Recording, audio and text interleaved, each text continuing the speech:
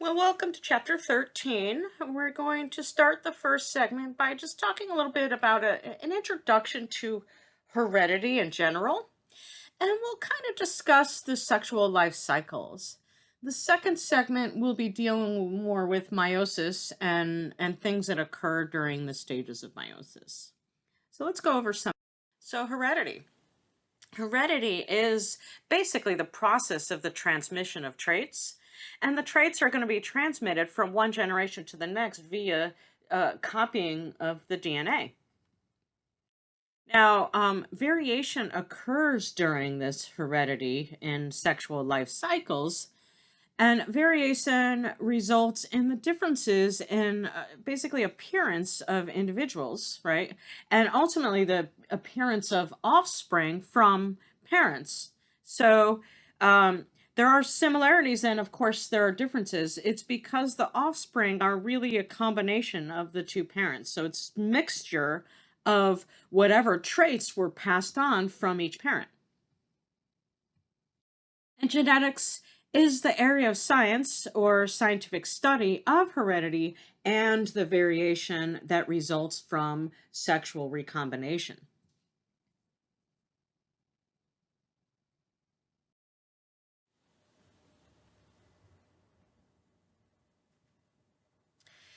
So the units of heredity are genes, and it's in the genes that has the codes that codes for the traits that result in the variation that we just talked about during sexual recombination.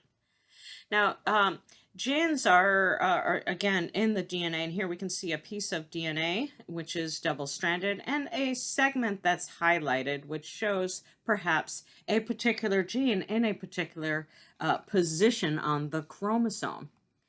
So, the position on the chromosome in which a gene is present is called the locus. Okay, so it's a specific location of a gene that is on a particular chromosome. So here we can see this is a chromosome, and we can see a gene is highlighted in yellow, and it's labeled for whatever it codes for. So here, this particular gene in this particular location on this particular chromosome, so this would be the locus for that gene, and this gene codes for.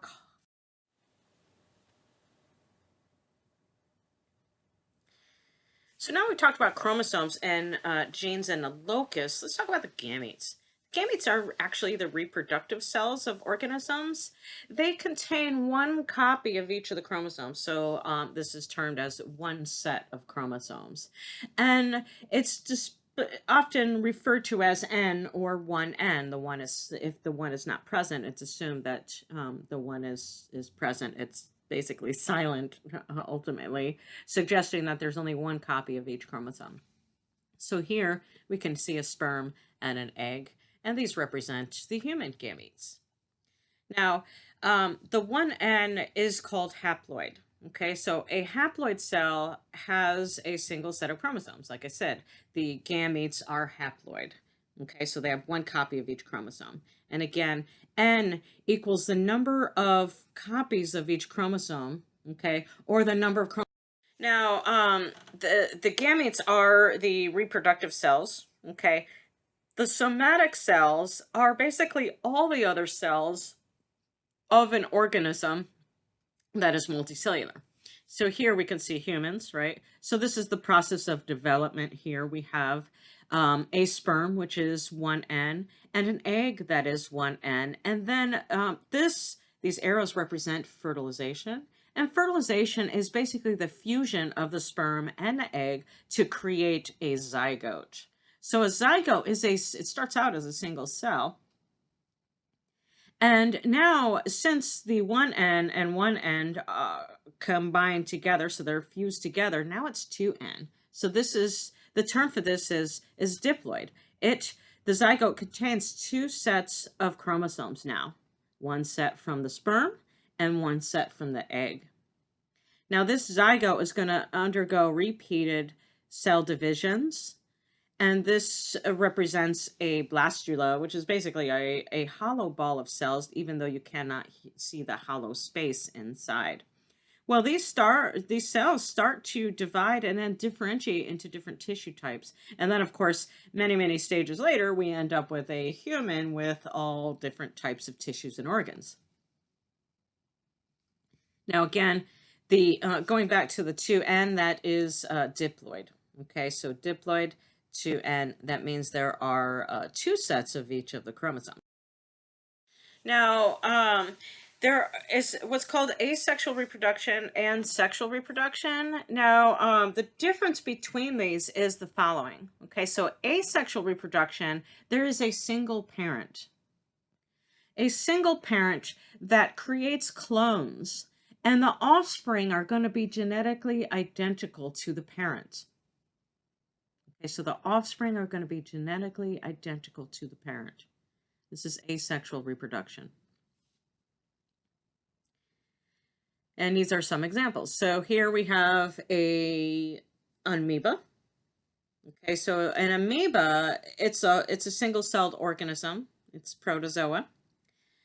And it undergoes a binary fission in order to reproduce asexually. So basically, one cell turns into two cells. So one cell is basically copied into two cells. Very similar to mitosis. Okay, but it is it's their way of reproduction. They do not undergo sexual reproduction. Now, some organisms can undergo what's called budding. So this is a hydrozoa. This is actually an animal.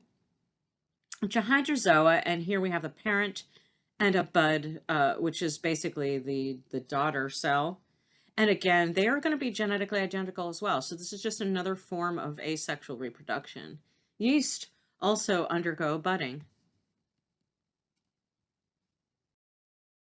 Sexual reproduction involves two parents, and the offspring are not going to be genetically identical to the parents. So the offspring are basically going to be a combination of the genes that were obtained from the parents as they were passed down to the next generation after fertilization occurs.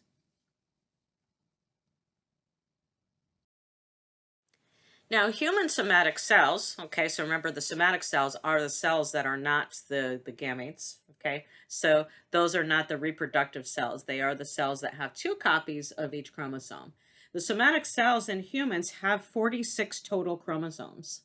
That means there are 23 individual chromosomes which are doubled, okay? So basically, it's a set of 46 chromosomes. However, we have essentially two copies of each of 23 chromosomes to make the 46 chromosomes. Now, the chromosomes can be visualized by what's called a karyotype. So if the cells, so I think we talked about how some genetic material can be taken from the newborn in order to determine whether there are any mutations. Now, karyotype can be generated, and a karyotype really is a collection of all the chromosomes of the cells of the organism, in which they are paired up by the size of the chromosome and the arrangement of the genes on the chromosome. So this is a more advanced type of karyotype. It has fluorescence dyes on it, and you can see the banding pattern there. So sometimes the dyes are going to be a black and white banding pattern, but these are colored banding patterns. So this allows you to determine if there were any missing genes. It allows you to tell whether there are missing chromosomes. So remember, somatic cells should have two copies of each chromosome, and these copies of each chromosome are ultimately copied. How the karyotype is obtained is that the cells are stopped during mitosis, or basically metaphase of mitosis. So they're all condensed chromosomes, and they contain sister chromatids. Okay, so basically there are 4 chromatids present here. These are called homologous chromosomes. So they're matched up, right? So we have one chromosome 1 here. We have another chromosome 1 here. Each of them are copied. These are homologous chromosomes. The homologous chromosomes are lined up in order of size. So what chromosome 1 is the largest, and then chromosome 22 is the smallest. Remember, we said that there are 23 types of chromosomes or pairs of chromosomes. Well, the other from 22, we have the 23, so this makes the 46 right here. So this would be 44, 45, 46. Those two are the sex chromosomes. Now here, this is in your image, and this represents, we could just say this represents chromosome 1. And you can see we have the paired homologous chromosomes, and they've each been duplicated because remember the cell has been stopped during metaphase. And at this point, each of the chromosomes have been duplicated. So there are 4 chromatids. Each chromosome has sister chromatids, and remember they're connected. And here are the centromeres. Okay, so this occurs for every one of these chromosomes within the karyotype. Now, homologous chromosomes are often called for short homologs. So when you see that term homologs, that means we're referring to homologous chromosomes. Now, again, the homologous chromosomes, as I mentioned before, they have the same length, okay, and they have the same genes on them in the same positions in general. Of course, they're going to have the same position where the centromere is located.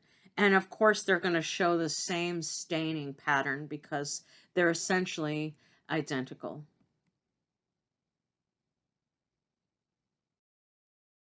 Now, the sex chromosomes, like I mentioned, those last 2 chromosomes, the total of 46 chromosomes, are the X and Y chromosomes. Now, not everybody has an X and a Y chromosome. And it's the sex chromosomes that determine the sex of the individual. So here we have an individual that has 2 X chromosomes. This individual will not produce male type phenotype. Okay, so this individual will likely be a female, what would be considered a female. This represents an individual with an X chromosome and a Y chromosome. This individual will produce male secondary characteristics, primary and secondary characteristics, because they have the Y chromosome. So the Y chromosome has this region on it. It's called the SRY region. This is the region that has the male determining genes. And once they're expressed, the individual will show male characteristics. Now, all the other chromosomes, other than the sex chromosomes, are called autosomes. Okay, they do not determine sex, and they do have many genes on each one of them.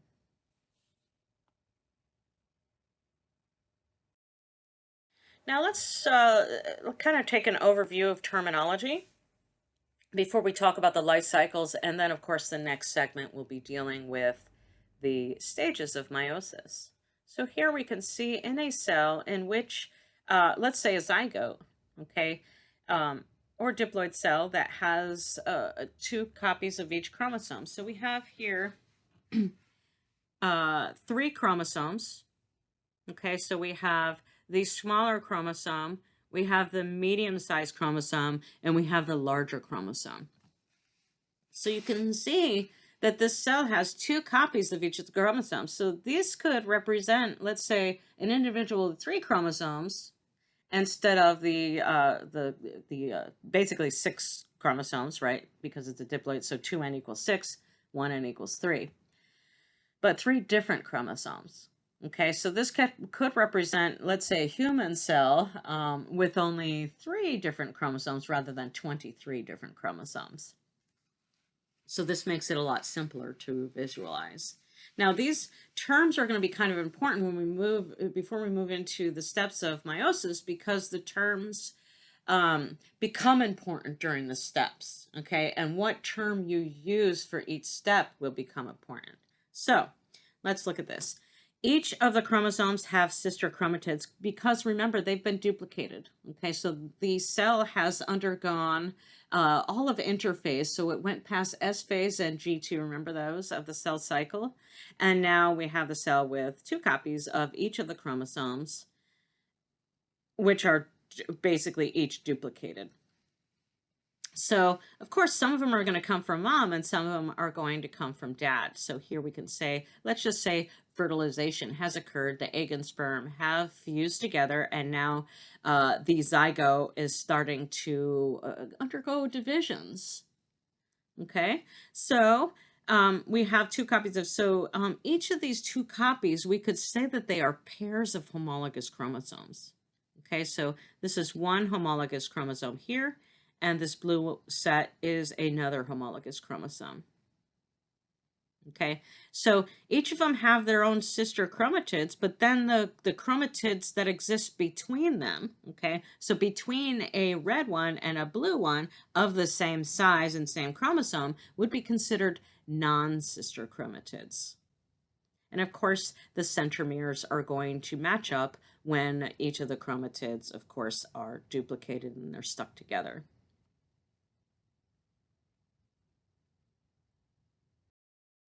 Now let's look at the life cycle. So this represents here 3 types of life cycles they're sexual life cycles, not asexual.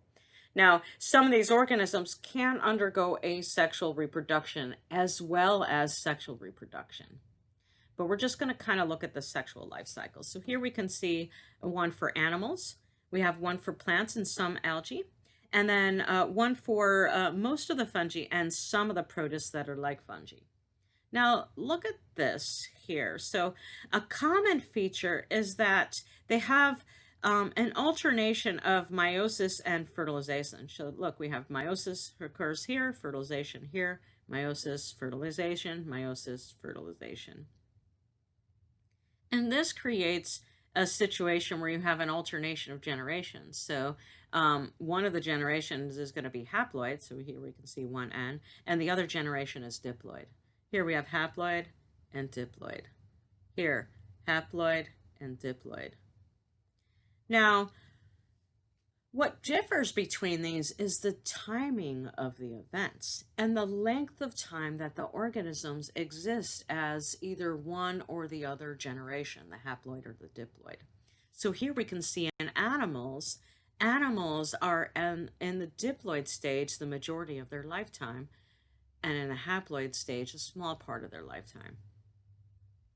Plants and some algae, it's about equal. Okay, so plants and algae often have a haploid stage that exists around the same amount of time as the diploid stage. For fungi, often the majority of their life is going to be in the haploid stage, and the diploid, it's almost just the opposite of the animals. Okay, so the diploid stage is very short often. But again, you can see the similarities and the differences between the life cycles. Now let's look at animals again, but really in reference to humans. And we're going to kind of exemplify the fact that humans, just like all other animals, because we are considered animals, are going to be in the diploid stage the majority of our lifetime. Okay, so meiosis is the process that produces the haploid stage. Okay, so meiosis is a type of cell division that actually reduces the number of chromosomes inside the cells. So again, remember, humans exist in the diploid stage the majority of the time. So diploid starts at fertilization. So this is when the gametes fuse together and they create a zygote. Okay, so this is where diploid starts. And then there is a long period of mitosis and development. And then we have maturation. So during maturation, the ovaries and testes mature and they produce eggs and sperm. And the eggs and sperm are going to be the haploid stage. So these are going to kind of remain there until they become fertilized in some way. So it's meiosis that actually produces this egg and sperm. So the next segment is we're going to be dealing with the stages of meiosis. So, in summary, we talked about some genetic terms, what heredity and genetics is, and variation. I discussed the difference between asexual and sexual reproduction. We talked a little bit about a karyotype and what the purpose of a karyotype is and what it can tell you. I mentioned homologous chromosomes, which are going to be kind of important in the next segments. Remember, they are the paired up chromosomes, which are each duplicated, one from mom, one from dad. And then I talked about the difference between the autosomes and the sex chromosomes. Remember, the sex chromosomes are the X chromosome and the Y chromosome. The autosomes are all the other chromosomes inside the cell. And then we discussed some similarities and differences between the life cycles of all the major organisms. All right, let's move on to segment 2.